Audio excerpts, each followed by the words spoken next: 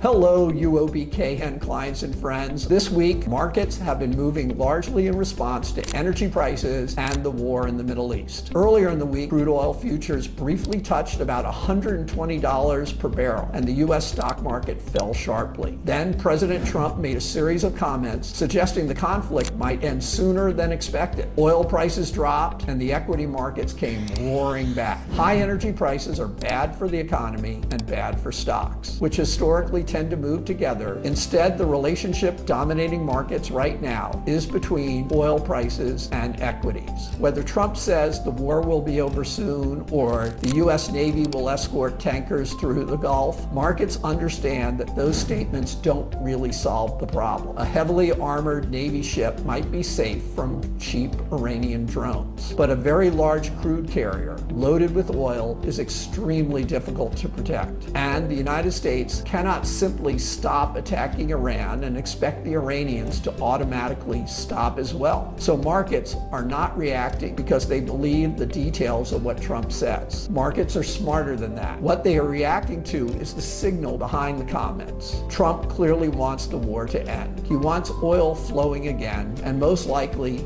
he wants a ceasefire. That means the next move depends largely on Iran. And from Iran's perspective, a quick ceasefire just means the war pauses, and then they get attacked again later. So the Iranian calculation this time may be different. They believe they need to keep fighting long enough to make attacking Iran painful enough that it discourages future attacks. Iranian officials have already suggested the conflict could last until the U.S. midterm elections. For markets, the key issue is duration. Right now, with Brent crude around $88, and with the United States and other countries potentially releasing oil from their strategic reserves if needed, investors seem to believe that a ceasefire are often very good at making these kinds of judgments. But if the market turns out to be wrong and the war lasts much longer, the situation could change quickly. Earlier this week, Goldman Sachs analysts suggested that in an extreme scenario, oil prices could reach $200 per barrel. That number isn't meant to be a precise forecast. It's more of a thought experiment. The idea is that energy prices might have to rise high enough to slow business activity and reduce demand. We saw something similar during COVID, when energy demand collapsed as economies shut down. If something like that happened again, it would almost certainly be very negative for equity markets. For the moment, however,